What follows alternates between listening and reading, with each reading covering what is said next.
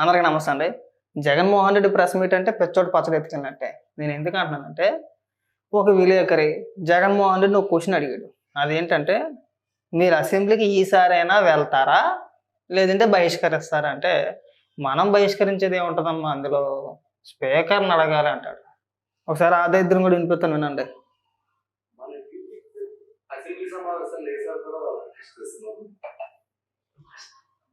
రావాలమ్మా. Assembly సమావేశాలు వేసారు కూడా బహిష్కరిస్తున్నాం. అసెంబ్లీ సమావేశాలు అనేది మనం బహిష్కరిస్తున్నాం అనే దానికన్నా you should ask the speaker why is he not responding to the court. పిచ్చా నీకన్నా మెంట్లా నాకు అర్థం కావట్లా.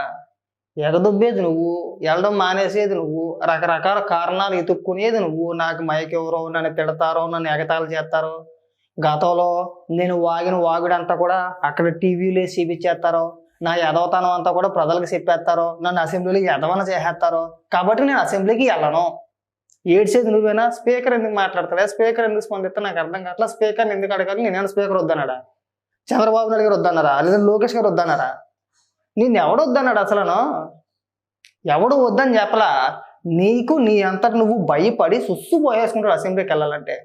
అక్కడ సమాధానం చెప్పలేడు. చంద్రబాబు నాయుడు గారికి, లోకేష్ గారికి సమాధానం చెప్పలేడు అక్కడ. ఎందుకంటే ఇక్కడ కాబట్టి ఆఫీస్లో కూర్చొని, కొంపలో కూర్చొని మనకు నచ్చిన వ్యక్తుల్ని, మనకు నచ్చిన మీడియా ప్రతినిధులు పిలిపించేసుకొని వాళ్ళు అడిగిన క్వశ్చన్కి మన ఇష్టం వచ్చిన సమాధానం చెప్పేయచ్చు. అసెంబ్లీలో అలా కుదరదు. అర్థమైందా? ఇక్కడ సొలువు వాగినట్టు అసెంబ్లీలో వాగితే నవ్వుతారు జనం అని చెప్పేసి అని ఇక్కడ కూర్చొని సొలువు వాగినంతా వాగుతున్నాడు. సొల్లుగాడు అసెంబ్లీకి వెళ్ళరా అంటే నేను వెళ్ళను, స్పీకర్ని అడగను అని చెప్పేసి మాట్లాడుతున్నాడు.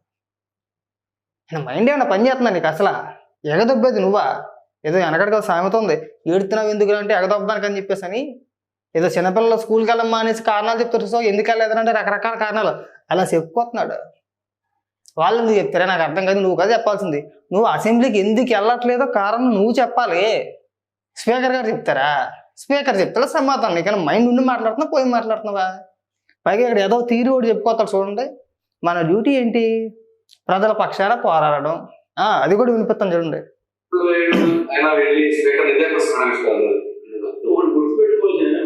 మనం ప్రతిపక్షంలో ఉన్నాం, మన డ్యూటీ ఏంటి? ప్రజలకు మెసేజ్ కమ్యూనికేట్ చేయాలి.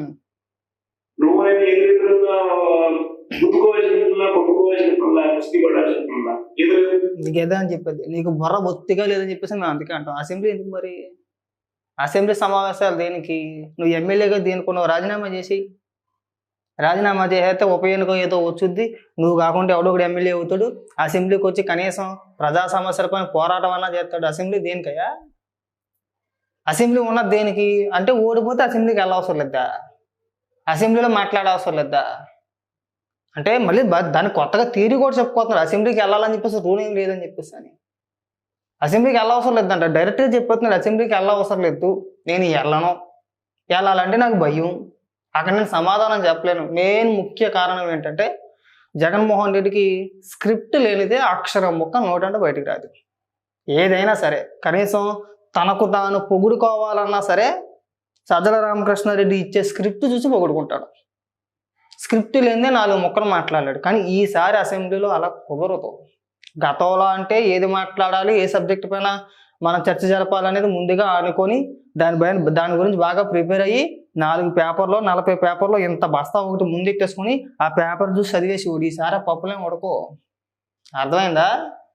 గతంలో నువ్వు ఏవైతే యదోపలన్నీ చేసావో అవన్నీ కూడా అసెంబ్లీలో అడిగి కడిగేస్తారని చెప్పేసి భయపడి ఎందుకు వెళ్ళట్లేదా అంటే స్పీకర్ని అడగండి, నన్ను కాదని చెప్పి మాట్లాడతావా?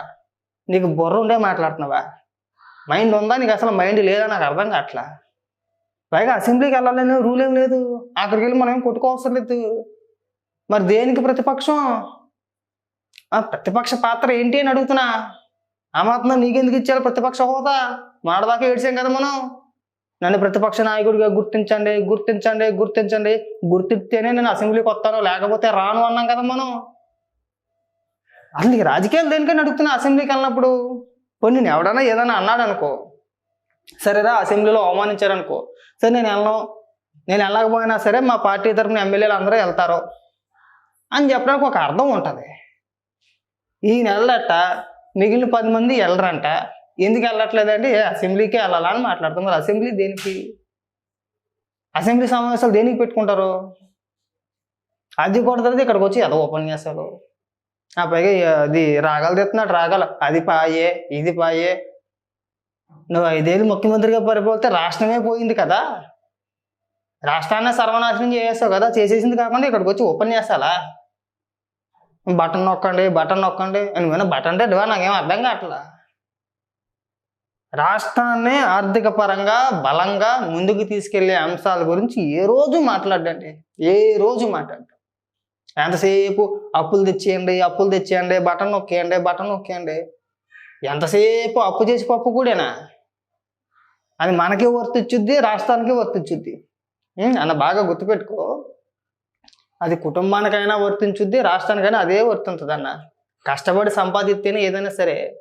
మనం అప్పు చేసి ఈ రోజు తింటాం, రేపు పొద్దున్న తింటాం, ఎల్లుండి తింటాం, తర్వాత అప్పు ఇచ్చి కూడా ఉన్నంతకాలం తింటాం, తర్వాత తిరిగి కట్టేటప్పుడు ఏం చేస్తాం? ఎక్కడి నుంచి కడతాం తిరిగి? పైగా మళ్ళీ దాన్ని కూడా మళ్ళీ ప్రజలపైన కదా భారం వేయాలి. ఇవాళ ఎంత అప్పు చేసినా రేపు అన్న రోజున మళ్ళీ ప్రజలపైన ఆ భారం మోపాలి, మనమే వడ్డీలు కట్టాలి కదా. పైగా అమరావతి గురించి ఏడుపు స్టార్ట్ చేసాడు మళ్ళీ. కేవలం అమరావతి కోసం వేల కోట్ల రూపాయలు అప్పు తెచ్చేస్తున్నారు. నీ భవనం కోసం 500 కోట్ల రూపాయలు రుషికొండలో కట్టేసుకున్నావు కదా. మీరిద్దరు మొగుడి పిల్లలు ఉండడానికి, వీళ్ళిద్దరు మొగుడి పిల్లలు ఉండడానికి రుషికొండ పైన బ్రహ్మాండమైన రిసార్ట్ని కూల్చేసి సముద్ర వ్యూ మాట, ఆ వ్యూ చూడడానికి పెద్ద భవనం కట్టేసుకున్నాడండి. ఖచ్చితంగా 24లో నేనే గెలిచేస్తాను, ఒక 5-10 సీట్లు పోయినా సరే ఖచ్చితంగా మనమే అధికారులు వచ్చేస్తాం, చిలకా గోరంకల్లాగా సముద్రాన్ని చూస్తా పరిపాలించి ఇక్కడ అని చెప్పేసి అనుకున్నాడు జగన్మోహన్ రెడ్డి. 500 కోట్ల రూపాయలు పెట్టి కట్టేసాడు. అది ఇప్పుడు దేనికి వాడాలో కూడా అర్థం కావట్లేదు. 500 కోట్ల రూపాయల భవనంలో ఎవడు ఉండాలి, ఎవడ పని చేయాలి, ఎవడికి అద్దెకి ఇవ్వాలి, ఎవడిచ్చేస్తాను నీకు? అన్నీ తలా తోకాలేని పనులు చేసుకొచ్చి ఇవాళ ఇక్కడ కూర్చొని పెద్ద పెద్ద ఉపన్యాసాలు చెప్తే జనం నవ్వుకోరా? సింపుల్ అబ్బా, కామన్ సెన్స్ వాడు. నువ్వు అసెంబ్లీకి ఎందుకు వెళ్ళట్లేదు అన్నదానికి సమాధానం నువ్వే చెప్పాలి. అది బహిష్కరించినట్టు కాదట. నువ్వు ఎందుకు వెళ్ళట్లేదో కూడా స్పీకరే సమాధానం చెప్పాలి. అంతేనా? సింపుల్గా చెప్పు. నాకు భయం. నేను చంద్రబాబు నాయుడు గారు అడిగిన ప్రశ్నలకి, లోకేష్ గారు అడిగిన ప్రశ్నలకి సమాధానం చెప్పలేదు. ఎందుకంటే అంత చదువు ఏడ్చాడని చెప్పేసి నేనైతే అనుకోను. ఏదో ఊరికే చదువుకున్నాడు అంటారు కానీ అంత పెద్ద చదువు కూడా చదువుకోలే. నామకే వస్తే ఏదో చదివానన్న పేరుకి చదువుకుంటాడు. జ్ఞాపక శక్తి పూర్తిగా తక్కువ, అది కూడా ఏమాత్రం ఉండదు. మనకు వచ్చింది ఏంటంటే లేకి భాష. గతంలో అయితే మనం 10 మంది కుక్కలను వేసుకొని వెళ్ళిపోయాడు.